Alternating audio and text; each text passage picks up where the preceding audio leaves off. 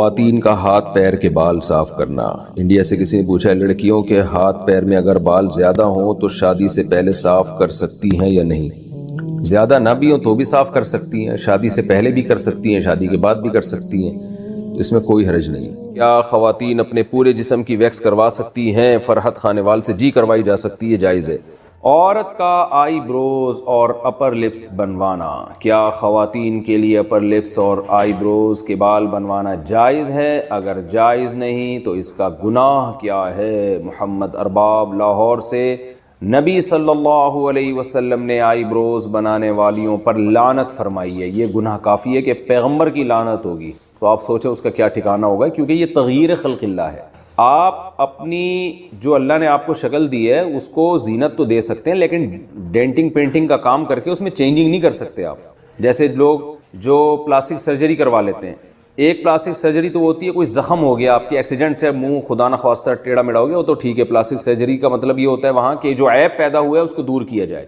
یا بعض لوگوں میں کوئی عیب ہوتا ہے، دانت ان کے بہت زیادہ آگے نکلے ہوئے ہوتے ہیں، تو وہ اس کو پلاسٹک وہ دانتوں کا آپریشن وغیرہ کر کے ان کو اپنی جگہ پہ لے آنا، یہ تو ٹھیک ہے، کیونکہ یہ ایک بہت زیادہ بھدا ایک عیب دار چیز ہے، اس کو آپ نے صحیح کر لیا تو۔ لیکن ویسے جو اللہ نے نارمل جس طرح لوگوں کو پیدا کیا ہے، چاہے کچھ کو خوبصورت بنایا، کچھ کو بدصورت بنایا۔ بدصورت بنایا تو وہ اپنے چہرے میں کے خد و خال میں چینجنگ کر کے، جیسے موٹی ناک ہے آپریشن کروا کے باریک ناک کروا لیتا ہے، آئی بروز کسی کی گھنی ہوتی ہیں کسی کی باریک ہوتی ہیں، جو گھنی ہے وہ باریک کروا لے، تو یہ تغییر خلق اللہ ہے، اللہ کی تخلیق کو بدل ڈالنا ہے۔ قرآن مجید میں اللہ تعالیٰ کا ارشاد ہے کہ شیطان نے قسم اٹھائی تھی کہ اے اللہ میں ان کو اتنا گمراہ کروں گا، فَلَا يُغَيِّرُنَّ خَلْقَ اللَّهِ، یہ تیری بنائی ہوئی تخلیق کو بدلیں گے، تیری بنائی ہوئی شکل پہ یہ لوگ راضی نہیں ہوں گے۔ تو یہ غیر مسلموں سے یہ چیز آئی ہے۔ مائیکل جیکسن کو دیکھیں نا، پلاسٹک سرجری کر کے بیڑا ہی غرق کر دیا تھا اپنا، پوری چمڑا چینج ہو گیا، اس کا عجیب سی شکل بن گئی تھی اس کی۔ تو یہ سب چیزیں حرام ہیں، اسلام اس کی بالکل آپ کو اجازت نہیں دیتا۔ جیسے ہی اللہ نے آپ کو شکل دی ہے، اسی کو نہا دھو کے تھوڑا سا، خواتین ہیں تو سرخی پاؤڈر لگا لیں، اور میں لوگوں سے کہتا ہوں بہت زیادہ میلے کچھ ہے تیزاب سے نہا لو بھائی، بہت زیادہ چمک جاؤ گے۔ تیزاب سے میری مراد یہ ہے کہ ذرا اچھے والے صابن سے نہا لیں آپ، تو اس سے زیادہ نہیں۔ بس یہ جو ہے اتنا زیادہ کہ ناک کی سرجری کروا کے باریک ناک کروا لی، اور جو بڑھاپے میں سلوٹیں آ جانا چہرے پر، یہ بھی ایک نیچرل چیز ہے، تو اس میں بھی آپ چینجنگ نہیں کر سکتے۔ سفید بالوں کو کالا کر لینا، بالکل بلیک کر لینا، یہ بھی جائز نہیں ہے 40 سال کے بعد۔ تو اسی طرح آئی بروز بنانا بھی جائز نہیں ہے۔ ہاں کسی کی بہت ہی بھدی ہوں، جو عام طور پہ کسی کی ہوتی نہیں ہے ایسی، بہت زیادہ بھدی ہوں کسی خاتون کی آئی بروز، جو بالکل نیچرل سے ہٹ کر ہیں، یعنی یہ تو دیکھیں قدرتی طور پر ہوتا ہے نا، کسی کی آئی بروز گہری ہوتی ہیں، کسی کی باریک ہوتی ہیں، کسی کی تھوڑی آپس میں جڑی ہوئی ہوتی ہیں، کسی کا فاصلہ زیادہ ہوتا ہے، یہ تو نارمل ہے۔ لیکن اگر کوئی بہت ہی عام معمول سے ہٹ کر بالکل ہی کسی کی بہت ہی عورت کی بھدی ہوں، تو پھر بعض فقہاء نے گنجائش دی ہے کہ تھوڑا بہت اس کو اتنی اس میں تبدیلی کر لینا کہ بہت زیادہ بھدے پن سے وہ نکل آئیں، تو اس کی گنجائش دی ہے۔ تو لیکن نارمل ایسا ہوتا نہیں ہے، نارمل تو فیشن کے لیے ہی کیا جاتا ہے یہ کام، تو یہ حرام ہے، ناجائز ہے۔ اور اس میں خواتین جو سمجھتی ہیں کہ ہمارا حسن بڑھتا ہے، حسن بڑھتا نہیں ہے، وحشت پیدا ہوتی ہے، دیکھنے والے کو لگ رہا ہوتا ہے کہ آرٹیفیشل ہے، عجیب سی ایک وحشت ہوتی ہے اس میں، تو یہ جائز نہیں ہے۔ ہاں اپر لپس بنوانا خاتون کے لیے جائز ہے، اور چہرے پہ اور کہیں بال نکل آئیں تو وہ ان کا نوچنا بالکل جائز ہے۔ عورتیں بال کیوں نہیں کٹوا سکتی؟ عورتوں کے لیے عام حالات میں بال کٹوانا جائز ہے یا نہیں؟ جبکہ اس بارے میں کوئی حدیث نہیں ہے، اس بارے میں رہنمائی فرمائیں۔ دیکھیے حدیث میں آتا ہے کہ عورتوں کو مردوں کی مشابہت سے اور مردوں کو عورتوں کی مشابہت سے منع کیا گیا ہے۔ اب یہ بات پوری دنیا میں مسلم ہے کہ عورت کو اللہ نے لمبے بال دیے ہیں، تو اس کے لیے بال کٹوانا یہ مردوں سے مشابہت ہے، اس لیے یہ صحیح نہیں ہے۔ بعض لوگ کہتے ہیں امہات المومنین نے نبی صلی اللہ علیہ وسلم کے انتقال کے بعد بال کٹوائے تھے، چھوٹے کروائے تھے، تو اس لیے بعض لوگ کہتے ہیں اس سے پتہ چلتا ہے عورت بال چھوٹے کروا سکتی ہے۔ تو خوب سمجھیں کہ امہات المومنین نے نبی کے انتقال کے بعد جو بال چھوٹے کروائے تھے وہ زینت ختم کرنے کے لیے، کہ اب شوہر کا انتقال ہو گیا تو ہم نے بالوں کی زینت کس کے لیے، یہ تو شوہر کے لیے تھی، تو زینت ختم کرنے کی نیت سے تھوڑے سے چھوٹے کروائے تھے بال انہوں نے۔ جبکہ آج عورتیں جو بال چھوٹے کرواتی ہیں وہ فیشن کے لیے، زینت پیدا کرنے کے لیے، تو یہ تغییر خلق اللہ ہے، یہ اللہ کی تخلیق کو بدلنا ہے، کہ جس چیز میں اللہ نے زینت رکھی ہے لمبے بالوں میں، آپ اس کے خلاف کو زینت قرار دے رہے ہو، تو یہ اللہ کی تخلیق کو بدلنا ہے۔ اس لیے عورت کے لیے ناجائز ہے کہ وہ زینت کے لیے بال چھوٹے کروائے۔ اس لیے علماء کہتے ہیں کہ اگر کوئی اس لیے بالوں کے کنارے چھوٹے کر رہی ہے کہ اس سے بال صحت مند ہو جائیں گے تو یہ جائز ہے، تو اس لیے عورت کے لیے اس لیے بال چھوٹے کرانا کہ فیشن کے طور پر، زینت کے طور پر، تو چونکہ یہ فساق عورتوں کا شعار ہے، غیر مسلموں کا شعار ہے، تو یہ مسلمان عورت کے لیے جائز نہیں ہے۔ اور اگر ویسے ہی چھوٹے کرواتی ہے کہ وہ بالوں کی نوکیں چھوٹے کروا رہی ہیں کہ تاکہ وہ تھوڑے سے ایک لیول میں آ جائیں، تو یہ جائز ہے۔ اور اگر کوئی اس لیے چھوٹے کروا رہی ہیں کہ بہت ہی لمبے ہو گئے ہیں، سنبھالنا مشکل ہے، تو بھی جائز ہے، لیکن اتنے چھوٹے کہ مردوں سے مشابہت نہ ہو۔ تو اس لیے علماء کہتے ہیں کہ کم سے کم جو ہے نا اتنے بال جو کمر تک آ رہے ہوں، اور جو جس میں چٹیا بن سکتی ہو، بعض علماء نے یہ بھی کہا ہے کہ جو عورتوں کے بال ہوتے ہیں کم از کم چٹیا بن سکتی ہو اس بالوں میں، اگر کوئی بنانا چاہے تو اس سے زیادہ چھوٹے کرنے کی اجازت نہیں ہے۔ شوہر کے کہنے پر بال کٹوانا، کیا عورت اپنے بال کندھوں کے نیچے سے کٹوا سکتی ہے؟ اس کا شوہر یہ کہتا ہے کہ کندھے کے اوپر نہیں کٹوا سکتی، نیچے سے کٹوا سکتی ہے۔ عالیہ حویلیہ سے، دیکھیے لمبے بال عورت کی زینت ہیں، اور فطرت کو تبدیل کرنا یہ جائز نہیں ہے، چاہے شوہر کہے یا جیسے بیوی اگر شوہر سے کہے کہ آپ داڑھی کاٹ لیں تو شوہر کے لیے حرام ہے داڑھی کاٹنا۔ تو عورت کے لمبے بالوں میں اللہ نے زینت رکھی ہے۔ امہات المومنین نے اپنے بال کو چھوٹے کروائے تھے نبی صلی اللہ علیہ وسلم کی وفات کے بعد، تاکہ زینت کو ختم کیا جا سکے۔ تو اگر عورت کے بال بہت زیادہ لمبے ہیں اور وہ بیوہ ہو گئی ہے اور وہ اس نیت سے بال چھوٹے کر رہی ہے کہ زینت ختم کر رہی ہوں، تو ہمیں ثبوت ملتا ہے اس کا۔ لیکن آج جو خواتین بال چھوٹے کرتی ہیں یا شوہر کے کہنے پہ کرواتی ہیں وہ خوبصورت بننے کے لیے، تو یہ تغییر خلق اللہ ہے کہ جس چیز میں اللہ نے حسن رکھا ہے آپ اس کے اپوزٹ میں حسن سمجھ رہے ہیں۔ تو اس لیے شوہر کے کہنے پر یہ کام جائز نہیں ہے، کیونکہ شوہر کی نیت کیا ہے کہ وہ یہ چاہتا ہے کہ میری بیوی اچھی لگے، حالانکہ اچھی تو بڑے بالوں میں لگے گی، وہ اب اس کی فطرت چینج ہو چکی ہے۔ ہاں کسی کے بہت زیادہ لمبے بال ہوں، ان کو سنبھالنا مشکل ہو رہا ہو، تو کنارے کاٹ کے اس کو برابر کر دینا یا تھوڑا چھوٹا کر دینا، اتنا کہ وہ سنبھالنا آسان ہو، تو یہ جائز ہے، کیونکہ اس میں زینت مقصد نہیں ہوتی بلکہ اس میں ایک ٹینشن سے بچنا مقصد ہوتا ہے۔ تو پہلے زمانے میں تو خواتین اس کی کوشش کیا کرتی تھیں کسی طرح اور لمبے بال ہوں اور لمبے بال ہوں، چونکہ ہر چیز الٹ چل رہی ہے نا، قرب قیامت میں احادیث سے یہ بات ثابت ہے کہ سب معاملات الٹے ہونا شروع ہو جائیں گے۔ جیسے حدیث میں آتا ہے نا، ان تلد الامۃ ربتہا، باندی اپنے آقا کو جنے گی۔ تو یعنی ہونا تو یہ چاہیے تھا کہ عورت جس نے بچہ جنا ہے تو بچہ ماں کی اطاعت کرے، لیکن الٹا یہ ہوگا کہ والدین اپنی اولاد کے فرما بردار بن کے زندگی گزاریں گے۔ تو اس حدیث سے ہمیں اشارہ ملتا ہے، بخاری مسلم کی حدیث ہے، کہ ہر کام الٹا ہونا شروع ہو جائے گا۔ تو یہاں بھی ایسا ہی ہے کہ جو لمبے بالوں میں اللہ نے زینت رکھی تھی، اب میاں صاحب کہہ رہے ہیں بال کٹائیں، چھوٹے کریں، تو یہ غلط چیز ہے، نہیں کرنا چاہیے ایسے۔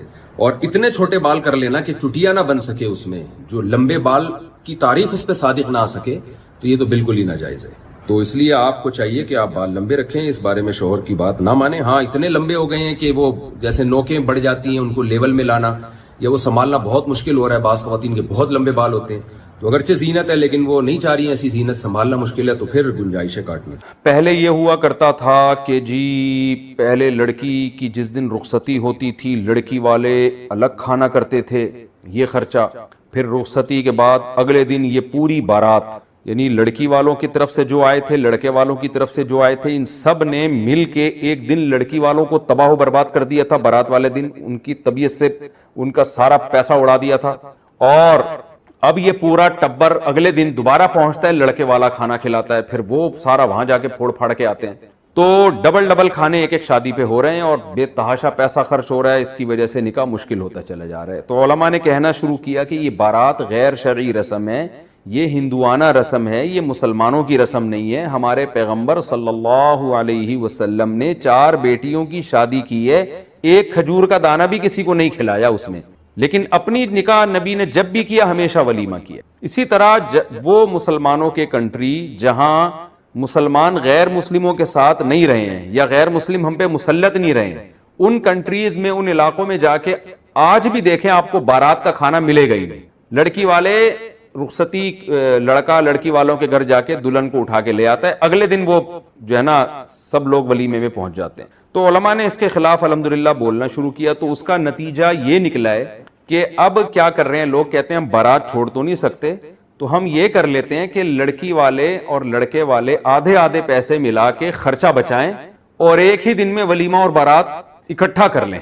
تو اب کیا ہوتا ہے کہ جس دن شادی ہوتی ہے اسی دن ولیمہ بھی، اسی دن بارات بھی، اور دونوں آدھے پیسے ملا لیتے ہیں، خرچہ بھی دونوں کا بچ جاتا ہے، آدھا ہو جاتا ہے، اور یہ دونوں دعوتیں مرج ہو جاتی ہیں۔ تو یہ اس حوالے سے تو ٹھیک ہے کہ some thing is better than nothing, اتنی حد تک تو ٹھیک ہے کہ چلو پہلے ڈبل خرچے ہو رہے تھے وہ تو کم از کم آدھے ہوئے نا، اور لوگ ڈبل کھانے پھوڑ پھاڑ کے رات کو 12 بجے آتے تھے، اور کتنے لوگ ایسے ہیں جو رات کو 12 بجے قورمے پھوڑ کے آئے اور صبح پھر پولیس سے بھی نہیں اٹھے, وہ ہمیشہ کے لیے اس دار فانی سے کوچ کر گئے.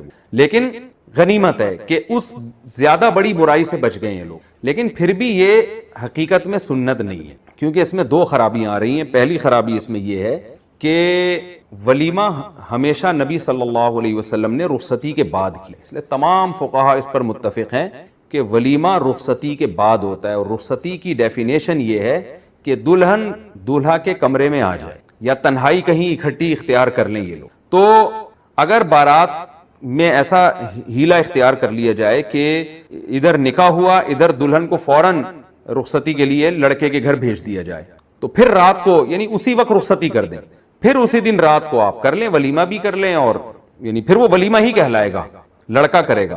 اس میں لڑکی والے اگر لڑکے کے ساتھ تعاون کر لیں کہ آدھے پیسے ہم دے دیں گے کیونکہ تم نے ہمارا بارات کا خرچہ بچا لیا, تو بھی ٹھیک ہے.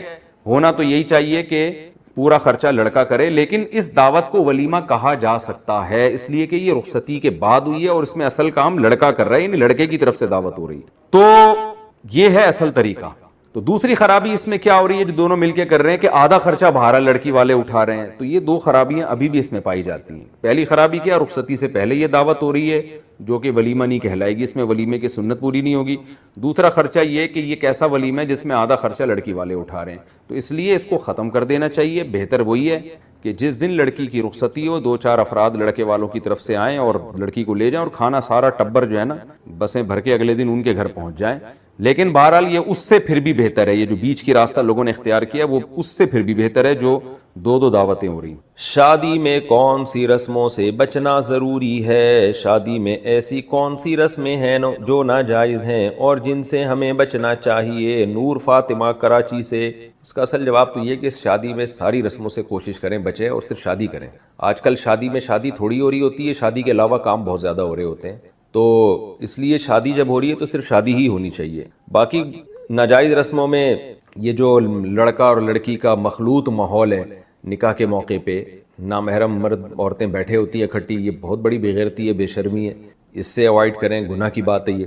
شادی کے موقع پہ بارات کا کھانا جو لڑکی کا ابا کھلا رہا ہوتا ہے, یہ ہندوانہ رسم ہے, ایک غیر شرعی رسم ہے. اس کا بائیکاٹ کریں جتنا ممکن ہے آپ کے لیے. اور ڈھول باجے ناچ گانے, اس میں اب تو ڈانس پارٹیاں ہو رہی ہیں, یہ ساری بیہودہ رسمیں, اس سے اجتناب کریں. اور جہیز کی رسم سے اجتناب کریں, یہ بیہودہ رسم ہے. اور اس کے علاوہ پتہ نہیں گاؤں دیہاتوں میں تو کیا کیا ہو رہا ہے, دہی مل رہے ہیں اور جوتا چھپائی, اور سالیوں سے پھر دولہا کی ہنس کے باتیں ہوتی ہیں اور بڑی فری ہو رہا ہوتا ہے وہ, اور سالیاں بھی بڑی فری ہو رہی ہوتی ہیں. یہ سب بیہودہ حرکتیں ہیں.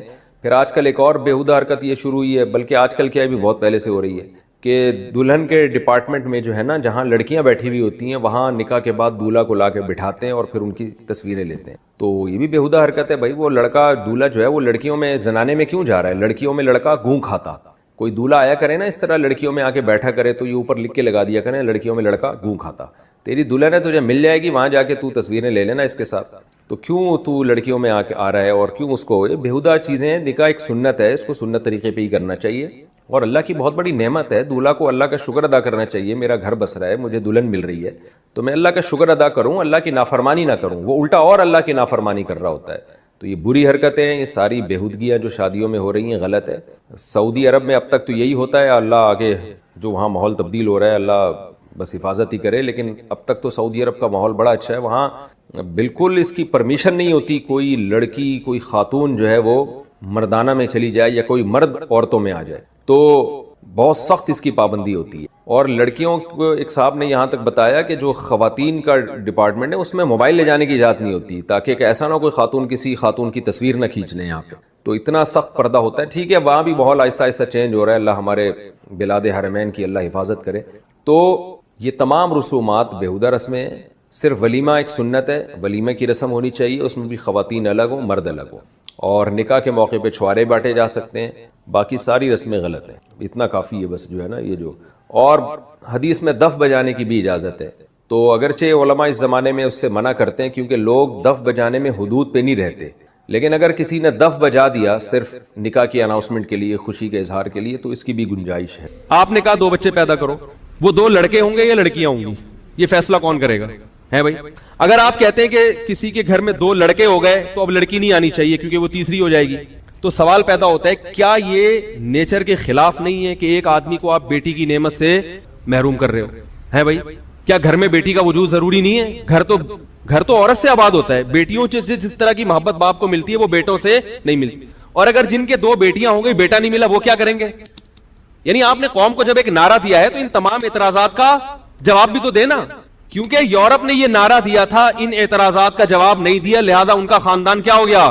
برباد ہو گئے. وہ بعد میں پچھتا رہے ہیں کہ یار ہم نے کیا کس چیز پہ لگا دیا قوم کو.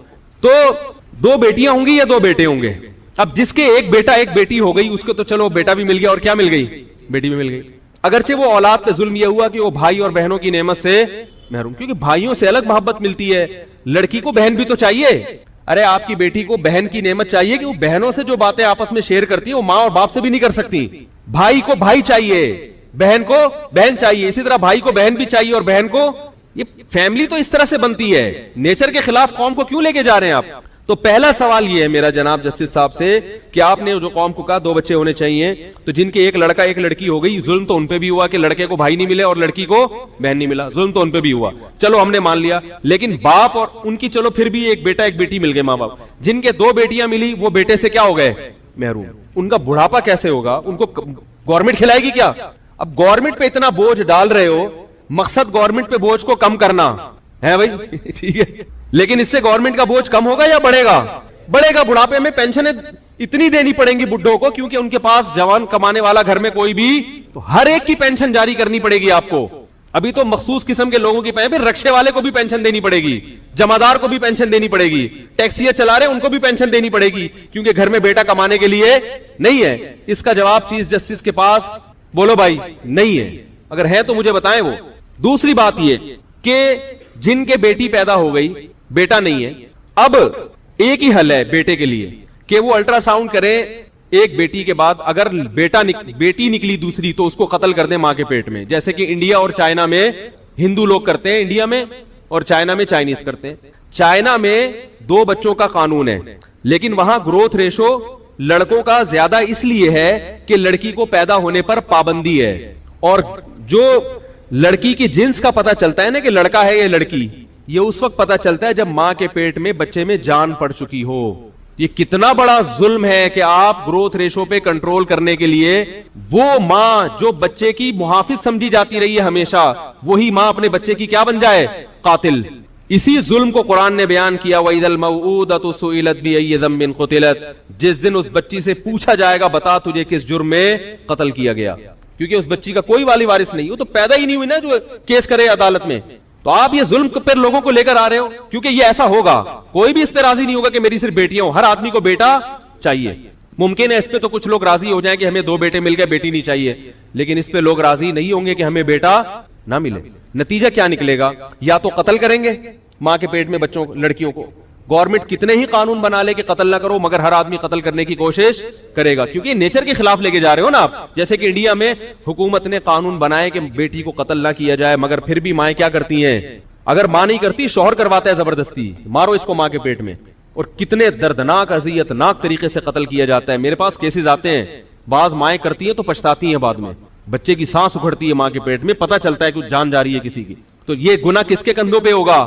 چیف جسٹس کے. جو یہ قوم کو کیا سکھا رہے ہیں؟ کتنے بچے ہوں تو جتنے کروڑوں لڑکیاں ماں کے پیٹ میں قتل ہوں گی نا لڑکے کی لالچ میں، کیونکہ جب 2 ہی ہیں تو اب تو بھائی ایک تو بیٹا چاہیے. تو اس کا چیف جسٹس کے ذمہ جواب کیا ہے؟ قرض ہے.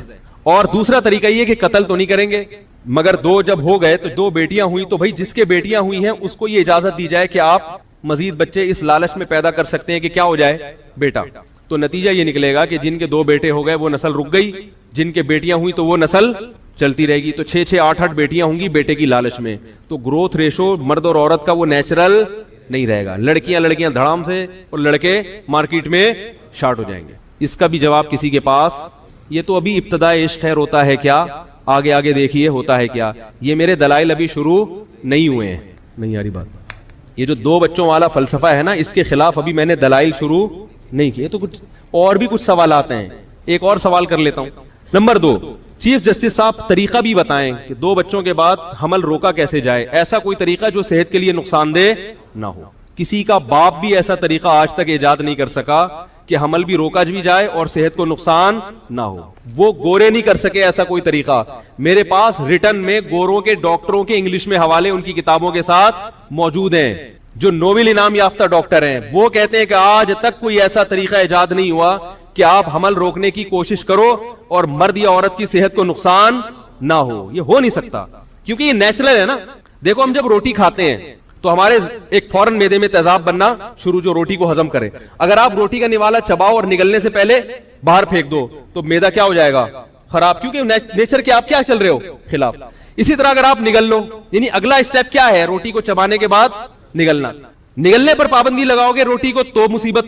اگر آپ نگلنے تو حکم دو, گورنمنٹ حکم دے کے نگل تو لو, مگر اس کو ہضم کرنے پر گورنمنٹ کی طرف سے کیا ہے؟ پابندی. نقصان ہوگا کہ نہیں ہوگا؟ یا ہضم پر تو پابندی ہے, آگے واش روم جا کے اسے پاس کرنے پر بولو نا بھائی پابندی, پھر بھی مصیبت. کیا مطلب؟ جو کام نیچرل ہوتا ہے نا, پھر آگے اس کے جو نتیجے نیچرل نکلتے ہیں, کہیں بھی آپ بریک لگاؤ گے تو ڈسٹرب کون ہوگا؟ انسان کی باڈی. یہ جو اللہ نے میاں بیوی کا تعلق رکھا ہے نا جنسی, یہ تب تعلق ہوتا ہے تو یہ نیچر ہے کہ اس کے نتیجے میں حمل ٹھہرتا ہے. پھر جب حمل ٹھہرتا ہے تو یہ نیچرل ہے کہ وہ بچہ دنیا میں آئے گا. جب بچہ دنیا میں آئے گا تو نیچرل ہے کہ ماں کی چھاتیوں میں دودھ پیدا ہوگا. کسی بھی اسٹیپ پہ آپ بریک لگاؤ گے تو بیڑا غرق ہوگا عورت کا. لیکن ہمارے ہاں فیملی پلاننگ والے عورت کی صحت کے نام پہ اس کو بیوقوف بنا رہے ہیں. عجیب بات ہے, کہہ رہے ہیں اس سے صحت خراب ہوگی. تو یہ صحت اگر خراب ہوتی تو یہ پروسیس نیچرل نہ ہوتا, یہ نیچر کے خلاف ہوتا. سمجھ میں آ رہی ہے بات؟ تو جج صاحب یہ بتائیں گے کہ وہ کون سا طریقہ ہے جس کو اختیار کیا جائے گا اور صحت خراب نہیں ہوگی. میری نظر میں صرف ایک ہی طریقہ ہے, وہ یہ کہ میاں بیوی ایک دوسرے کے قریب آنا چھوڑ دیں. اس کے علاوہ کوئی بھی طریقہ نہیں ہے. تو پھر آلٹرنیٹ راستہ جج صاحب کے ذمے ہے کہ جب مرد اپنی خواہش پوری نہیں کرے گا تو وہ کہاں جائے گا؟ پھر وہ کیسے اپنی خواہش پوری کرے گا؟ یہ سوال کس کے ذمے ہے؟ جج صاحب کے ذمے, کہ وہ اخبار میں اناؤنس کریں گے کہ میں نے یہ اسٹیٹمنٹ تو دے دی ہے کہ 2 بچے یہ اچھے, مگر ان تمام سوالات کے جواب کہ جو مرد شادی کرنا چھوڑ دیں یا بیگم کے پاس جانا چھوڑ دیں تاکہ بچہ نہ ہو, تو ان تمام حضرات سے گزارش ہے کہ وہ میرے پاس تشریف لائیں. میں نے اس کا کوئی ایسا آلٹرنیٹ نکالا ہے, کیونکہ مرد کو جب خواہش پیدا ہوگی تو پھر بیوی کے پاس جانا بھی کیا ہے؟ نیچرل ہے. اگر وہ نہیں جائے گا تو اس کی صحت کو کیا ہوگا؟ تبھی تو کنواروں کے منہ تو دیکھو بیچاروں کے, یہ جتنے چھڑے چھاٹ ہیں ان کے چہروں پہ رونق نہیں ہوتی. میں نے تو جس کنوار میں شکل دیکھ کے بتاتا ہوں کنوار ہے سالا, چہروں پہ رونق ہی نہیں ہے. جیسے ہی شادی ہوتی ہے دولہا کے چہرے پہ رونق آتی ہے کہ نہیں آتی؟ پہلے دن تو وہ بیوٹی پارلر کی رونق ہوتی ہے, لیکن 5-6 دن کے بعد بھی پتا چل رہا ہوتا ہے کہ اس کمبخت کی معذرت کے ساتھ یعنی اتنے عرصے کے بعد ہوئی ہے تو کمبخت ہی کہیں گے نا, کہ اس کی شادی. دلہن کے چہرے پہ بھی نور ہوتا ہے, ایک الگ سے ہوتا ہے, رونق ہوتی ہے. دولہا کے چہرے پہ بھی پکڑا جاتا ہے وہ یہ نہ کہ بھائی شادی ہوئی ہے. تو نیچرل ہے نا, جب تک نیچر کے خلاف چل رہے تھے تو صحت خراب, اب نیچر پہ آ گئے تو صحت اچھی ہونا شروع ہو جاتی. تو جج صاحب اس کا حل بتائیں گے کہ جانا چھوڑ دیں, پرہیز کرنا شروع کر دیں. تو جج صاحب کے پاس اس کا آلٹرنیٹ, گورے کے پاس تو ہے, انہوں نے زنا کے سینٹر کھول دیے. انہوں نے کہا شادی نہ کرو, اولاد پیدا نہ کرو, یہ کام کرتے رہو بیٹھ کے. ہمارے پاس تو میرے بھائی ایسا کوئی آلٹرنیٹ نہیں ہے. تبھی پھر ان میں زناکاری کی وجہ سے دوسری بیماریاں پھیل گئیں. صحیح ہے نا. بعض لوگ یہ کہتے ہیں کہ وہ تو ان ساری چیزوں کو نہیں مانتے, پھر بھی اتنی لمبی عمریں کیوں ہوتی ہیں؟ بھائی بیماری کا ایک سبب ہوتا ہے مگر صحت کے 100 اسباب ہوتے ہیں. میں کہتا ہوں اگر وہ ان چیزوں پہ نہ پڑتے تو ان کی عمر اگر آج 80 سال ہو رہی ہے نا تو 100 سال سے اوپر جاتے وہ لوگ, کیونکہ وہ لوگ سگریٹ بھی پیتے ہیں, وہ لوگ ڈرگس بھی لیتے ہیں, پھر بھی وہ 80 سال تک زندہ رہتے ہیں. تو اس کا یہ مطلب تو نہیں ہے کہ ڈرگس لینا صحت کے لیے فائدے مند ہے, شراب پینا صحت کے لیے فائدے, ایسا تو نہیں. وہ تو خود مانتے ہیں کہ شراب پینا صحت کے لیے نقصان دہ. انگریز اگر شراب پی کے بھی 80 سال زندہ رہ رہا ہے, اس کا مطلب اگر وہ شراب نہ پیتا تو 120 سال زندہ رہتا. شراب بہرحال نقصان دہ ہے. تو ان کی عورتیں پھر بھی اتنے جو عمریں لمبی ہو جاتی ہیں ان سب کاموں کے باوجود, تو اس کا مطلب یہ نہیں ہے کہ یہ چیزیں صحت کے لیے نقصان دہ نہیں ہے. اس کا مطلب یہ ہے کہ اگر وہ یہ چیزیں نہ کرتے تو ان کی صحتیں اور زیادہ اچھی ہوتی. اور ہمارے پاس بیماریوں کے ویسے ہی درجنوں اسباب موجود ہیں, گندا پانی, گندی ہوا, ٹریفک کے دھوئیں, ڈیزل, اور ہوٹلوں کے میں پتہ نہیں کن کن چیزوں کا گوشت کھا رہے ہیں. قیمہ تو کبھی بھی ہوٹل کا میں کھاتا ہی نہیں ہوں, کیا پتا کیا کوٹ کے لے آئے وہ بھائی. گوشت میں تو پھر بھی نظر آ رہا ہوتا ہے نا آدمی کچھ ہے, پتہ نہیں کیا چھیچڑے کیا, بہت ہی جب تک سامنے نہ بنے تو ہم قیمت میں تو گوشت بھی نہیں کھاتا. جو گوشت کا شوربہ ہوتا ہے نا, سالن, بالکل سامنے کٹوا دو بکرا اپنے سامنے یا گائے کا, پھر تو سمجھ میں آتا ہے کہ یہ عورت اپنا سر کھول کے وضو کر سکتی ہے یا نہیں, وضو ہوگا یا نہیں. سر کے بالوں پر باپ یا بھائی کی نظر پڑتی ہو تو اس بارے میں بتائیں۔ دیکھیں، سر کے بالوں کا پردہ اپنے محرم رشتوں سے نہیں ہے، جو بھی محرم رشتے ہیں باپ بھائی، ان سے عورت کے لیے پردہ فرض نہیں ہے، غیر محرم سے پردہ فرض ہے۔ تو بھائی باپ وغیرہ کے سامنے سر کے بال کھولے جا سکتے ہیں، لیکن افضل یہی ہے کہ نہ کھولے جائیں۔ عام طور پر اچھے خاندانوں میں جن میں حیا زیادہ ہے، عام طور پر ان کی خواتین سر پہ چادر ہی رکھتی ہیں، تو لیکن لازم نہیں ہے، تو اس لیے چہرہ یعنی سر کھول کے ان کے سامنے وضو کرنے میں کوئی حرج نہیں ہے۔ عورت کے لیے گھر میں سر کھلا رکھنے کا حکم۔ بنت عبداللہ اتر پردیش انڈیا سے، اتر پردیش یو پی، جہاں ہمارے باپ دادا بھی یو پی سے ہی آئے ہیں، سنسار پور سے۔ تو یو پی سے انہوں نے پوچھا، یو پی سے جب کسی کا فون آتا ہے نا تو وہ جو اردو بولتے ہیں مجھے بڑی اچھی لگتی ہے، کیونکہ مجھے اپنے والد اور دادا یاد آتے ہیں اس میں۔ دادی، وہ ہماری دادی اور والد جو اردو بولتے تھے نا، وہ بالکل وہی اردو تھی جو اب یو پی سے کسی کا فون آتا ہے تو وہ جو اردو بول رہا ہوتا ہے، مجھے بڑا اچھا لگتا ہے ان کا اردو بولنا، کیونکہ مجھے اپنے والد صاحب اور والدہ اور اپنی دادی جو ہمارے پرانے بزرگ دنیا سے جا چکے ہیں، اللہ تعالیٰ ان سب کی مغفرت فرمائے، ان سے جو ہم نے اردو سنی تھی وہ ایکسنٹ اور وہ لہجہ ہمیں یو پی سے مل رہا ہوتا ہے، بڑا اچھا سا محسوس ہوتا ہے۔ کئی دفعہ جو یو پی سے کسی کی کال آئے تو میں ان کو کہتا بھی ہوں کہ آپ تھوڑی سی بات کریں، مجھے بڑا مزہ آ رہا ہے، مجھے ایسا لگ رہا ہے جیسے میرے والد صاحب کی یاد تازہ ہو رہی ہے، والدہ کی، اور جو ہماری دادی وغیرہ جو اردو بولا کرتی تھی۔ ہماری تو اردو ظاہر ہے اب وقت کے لحاظ سے چینج ہو گئی، لیکن وہ جو یو پی کی اردو تھی نا، وہ آج بھی یو پی والے وہی اردو بول رہے ہیں، ان کی اردو میرا خیال ہے چینج نہیں ہوئی ہے۔ تو انہوں نے کہا ہے کہ عورت کے لیے گھر میں سر کھلا رکھنے کا حکم۔ کیا گرمی کی وجہ سے لڑکی گھر میں والد اور بھائی کے سامنے صرف گلے میں دوپٹہ ڈال سکتی ہے؟ اگر سر نہ ڈھانپے تو کوئی حرج تو نہیں ہے؟ جائز ہے، سر چھپانا والد اور بھائی کے سامنے لازم نہیں ہے، لیکن بہرحال حیا عورت کی زینت ہے، اگر سر پہ چادر ڈال لیں تو اچھا ہی ہے، یہ برا نہیں ہے۔ بعض گھروں میں تو اس کا بڑا خیال کیا جاتا ہے، تو شریعت نے گنجائش ضرور دی ہے کہ عورت سر کے بال کھول سکتی ہے، لیکن اپریشیٹ نہیں کیا، تو اگر چادر سر پہ رکھیں تو زیادہ اچھی بات ہے، لیکن کوئی فرض نہیں ہے۔ کیا اٹیچ باتھ روم میں وضو کی دعائیں پڑھ سکتے ہیں؟ اٹیچ باتھ روم میں وضو کی دعائیں نہ پڑھیں تو اچھا ہے، ویسے بھی وضو میں کوئی لمبی چوڑی دعائیں نہیں ہیں، صرف ایک ہی دعا ہے، اللہم اغفر لی ذنبی ووسع لی فی داری وبارک لی فی رزقی۔ اس کے علاوہ جو لمبی چوڑی دعائیں ہیں نا وضو میں، ہاتھ دھوتے ہوئے یہ، منہ دھوتے ہوئے یہ، قلی کرتے ہوئے یہ کسی بھی مستند روایات سے، حدیث سے ثابت نہیں ہے۔ وضو کے بعد اعضاء کو پونچھنا۔ کیا وضو کرنے کے بعد اعضاء کو پونچھنا چاہیے یا نہیں؟ پونچھنا چاہیے، پتہ نہیں کس طرح سے لکھا ہوا ہے۔ ایک شعر یاد آ رہا ہے، بلال انصاری نے یہ سوال پوچھا ہے انڈیا سے، شعر یاد آ رہا ہے پونچھنے سے۔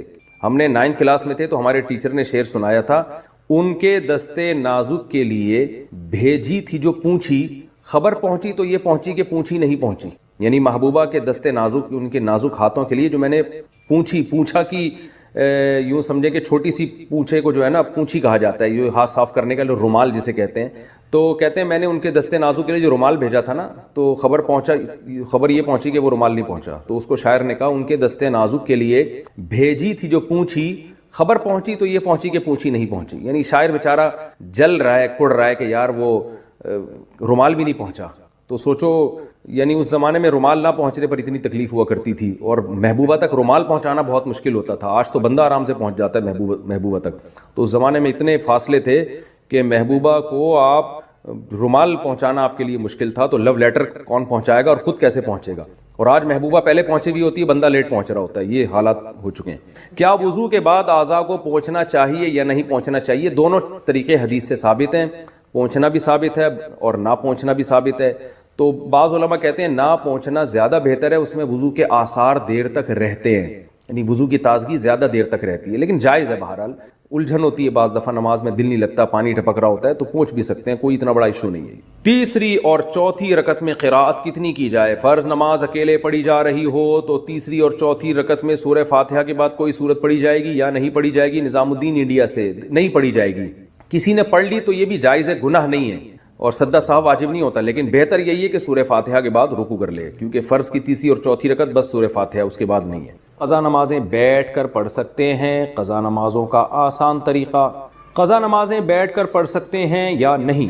اگر قضا نمازیں کافی زیادہ ہوں تو انہیں پڑھنے کا آسان طریقہ کیا ہے؟ محمد عمران اسلام آباد سے۔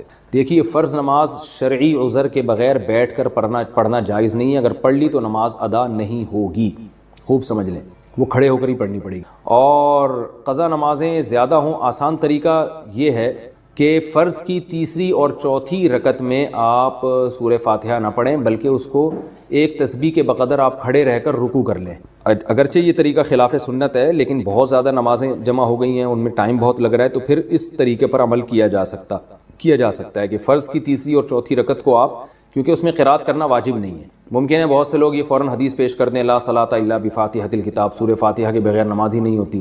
تو سورہ فاتحہ کے بغیر حدیث میں آتا ہے نماز نہیں ہوتی، یہ نہیں آتا کہ رکعت ہی نہیں ہوتی. اسی وجہ سے امام مالک کا تو قول ہے، مشہور قول وہی ہے کہ چاروں رکعتوں میں سے ایک میں بھی اگر سورہ فاتحہ پڑھ لی تو نماز ہو جائے گی، چاروں میں پڑھنا ضروری نہیں ہے. لیکن حنفیہ کا قول یہ ہے کہ پہلی دو رکعتیں وہ دوسری پہلی کے مشابہ ہے. یہی وجہ ہے کہ سفر میں آخری دو رکعتیں ساقط ہوتی ہیں، پہلی برقرار رہتی ہیں. تو پہلی دو کا وہی یعنی دوسری کا وہی حکم ہے جو پہلی کا ہے، اس لیے پہلی دو میں تو واجب ہے، آخری دو میں واجب نہیں ہے. تو اس لیے فرض کی تیسری اور چوتھی رکعت میں اگر کوئی سورہ فاتحہ پڑھے تو اچھی بات ہے، نہ پڑھے تو بھی جائز ہے. اور صحابہ کے اس بارے میں ہمیں فتویٰ بھی ملتا ہے اس بارے میں. تو اس لیے فرض میں اگر آپ تخفیف کر لیں تیسری اور چوتھی رکعت میں، تھوڑی دیر کھڑے رہ کر بس رکوع کر لیں تو بھی ادا ہو جائے گی. لیکن یہ بہتر نہیں ہے، بہتر یہی ہے کہ آپ سورہ فاتحہ پراپر طریقے سے پڑھیں. لیکن بہت زیادہ نمازیں جمع ہوں تو اس شارٹ طریقے پر عمل کیا جا سکتا ہے. مگر وطر میں ایسا نہیں ہوگا، وطر میں آپ کو تیسری رکعت میں بھی تلاوت بھی کرنی پڑے گی اور فاتحہ بھی پڑھنی پڑے گی. وضو میں دانت سے خون آئے تو کیا حکم ہے؟ وضو کے دوران دانتوں سے خون نکلتا ہو تو وضو ہوگا یا نہیں؟ نیز عام حالات میں دانت سے خون نکلے تو اسے نگلنا حرام ہوگا یا نہیں؟ محمد شہباز انڈیا سے. دیکھیے وضو کے دوران اگر دانت سے خون نکل آیا تو ہلکا سا خون ہے تو کوئی فرق نہیں پڑتا اس سے، لیکن اتنا خون ہے کہ تھوک پہ غالب آ گیا، یعنی آپ نے جب تھوک پھینکا تو اس میں سرخی زیادہ ہو تھوک کم ہو، سرخ پنا زیادہ آ جائے تو وضو ٹوٹ جائے گا. پھر اس کو یوں سمجھا جائے گا جیسے خون نکل کے بہہ گیا ہے، اور ایسے خون کو نگلنا بھی حرام ہے کیونکہ بہتا ہوا خون ہے. اور اگر اس سے کم ہے تو پھر وہ ناپاکی کے حکم میں نہیں ہے، نہ تو اس سے نکلنے سے وضو ٹوٹے گا، نہ وہ حلق میں جانے سے حرام ہونے کا حرام کہا جائے گا اس کو. لیکن وہ حلق میں جاتا نہیں ہے، اتنا تھوڑا ہوتا ہے، جاتا اکثر جبھی ہے جب زیادہ نکل جائے.